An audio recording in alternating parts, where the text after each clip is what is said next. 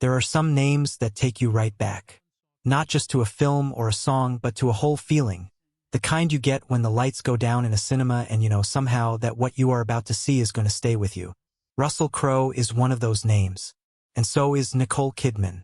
Two Australians who took Hollywood by the shoulders and refused to let go. You remember that feeling, don't you? Now, I want to tell you something. Over the years, I have gone back through interviews, through the things people said quietly when they thought no one was writing it down, and I found a thread that connects Russell, Nicole, and the man who would change her life completely, Keith Urban. What I found was something that has been sitting in plain sight for years, and yet nobody has quite put it together the way I am about to. By the time we reach the end of this story, I promise you, you will see all three of them differently. Picture this. It is 2005. Nicole Kidman has just come through one of the most painful periods any woman, famous or not, could endure. She is standing at what should be the summit of her life.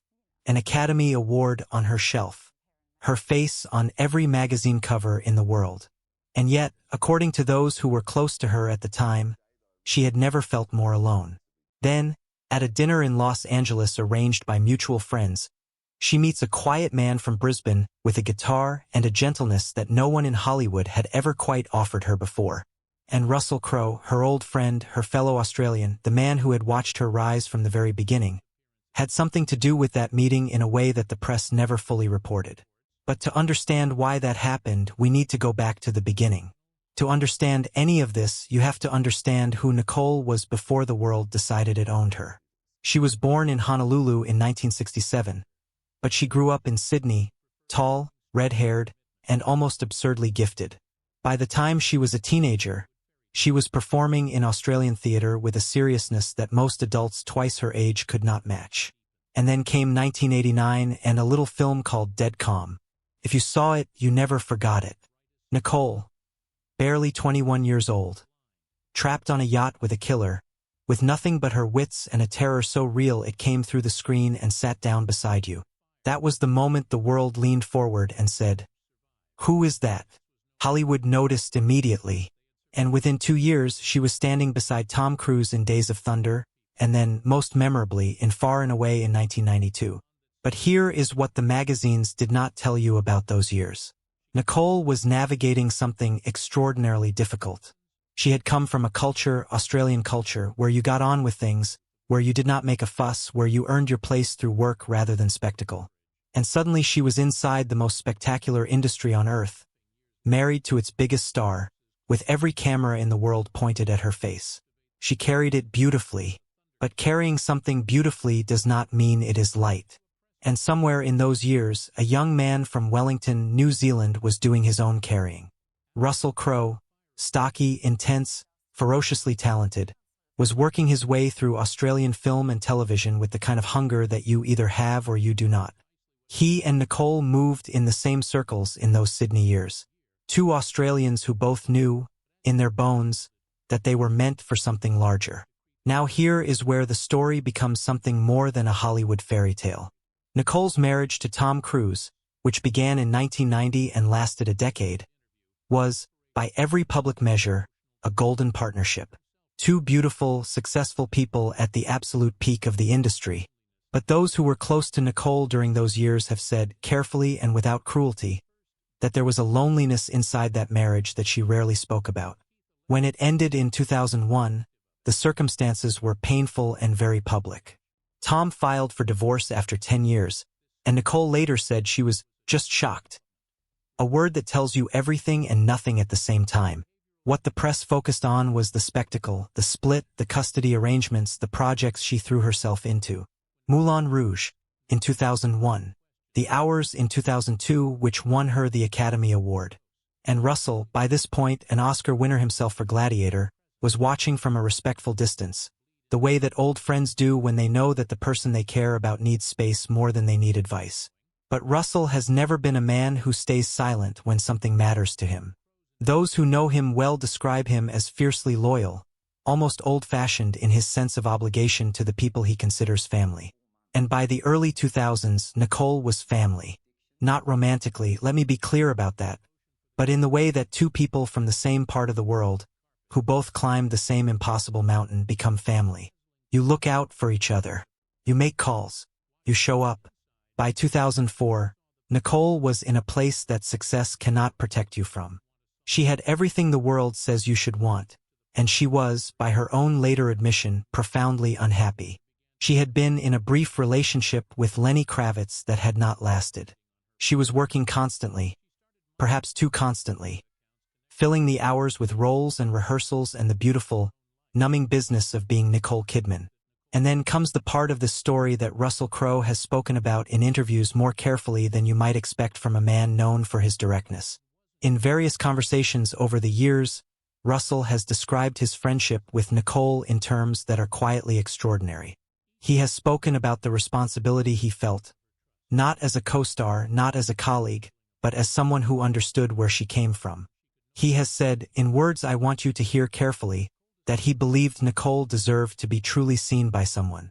Not admired, not photographed, seen. And in just a moment, I am going to tell you the one detail that changes everything about how you understand what happened next.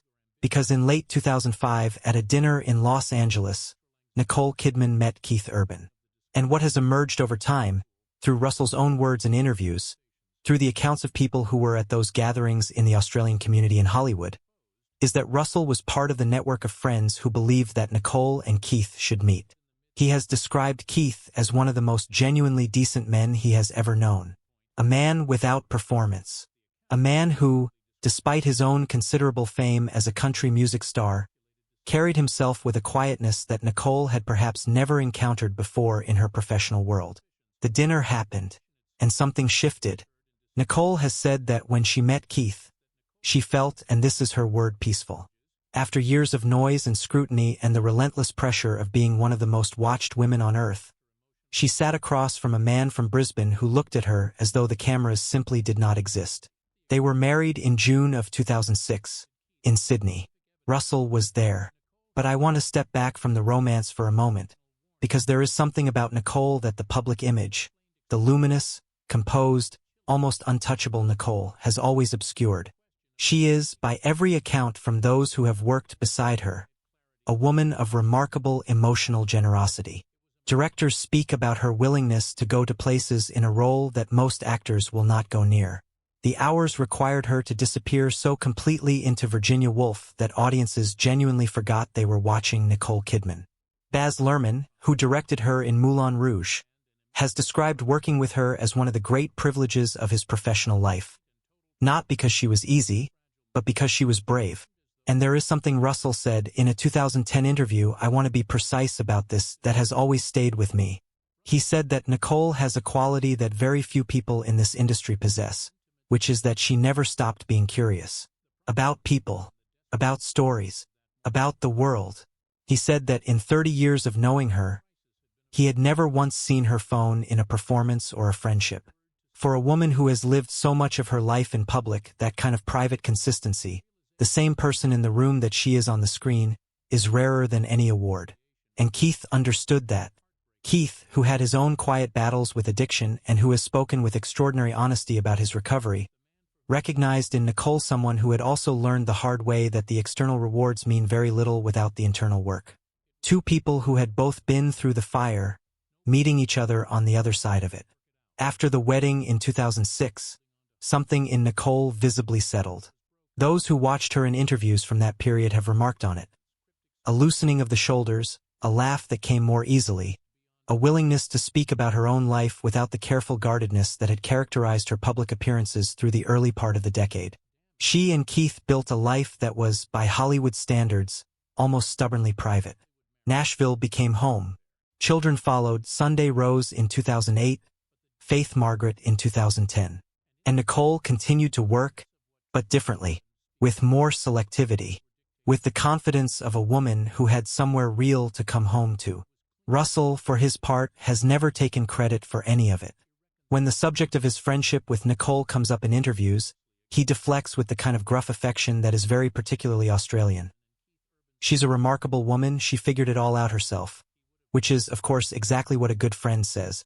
The people who kept the quiet parts of this story, the dinners, the phone calls, the network of Australian friends in Hollywood who watched over each other across the years, They kept them because that is what loyalty looks like when it is done properly. Not for the cameras. Not for the column inches. Just because someone you love deserves to be looked after. Here is what I keep coming back to, and I think you might feel this too. We live in an age that is very interested in the falls of famous people. In the cracks in the perfect image. In finding the disappointment beneath the glamour. And there are plenty of stories like that. Heaven knows this industry has produced enough of them. But the story of Russell Crowe, Nicole Kidman, and Keith Urban is not that story. It is something quieter and, I think, more true. It is the story of what loyalty looks like between people who have known each other through the full arc of a life. It is the story of a woman who went through genuine loss and came out the other side not diminished, but deepened. And it is the story of two men. One a gladiator in every sense of the word, one a gentle musician from Queensland, who both, in their different ways, understood that Nicole Kidman was worth protecting. She was the girl from Sydney who walked onto a yacht in 1989 and made the whole world lean forward. She is now a woman in her 50s who has won every award her industry can give, raised a family, and built a life that is, by her own telling, the one she actually wanted. The public image, the ice goddess, the untouchable beauty, was always only part of the picture. The rest of it was always right there if you knew where to look. Now I want to ask you something personal. Do you remember the very first time you saw Nicole Kidman on screen, the film, the moment, and exactly where you were sitting when you watched it? I would so love for you to share that memory in the comments below. Those first impressions stay with us for a reason, and I think the people in this community would love to hear yours. And if this kind of storytelling speaks to you, the real stories behind the stars you grew up loving, told with the care and the respect they deserve, then I hope you will consider subscribing. This channel is for people who remember when stars were truly larger than life.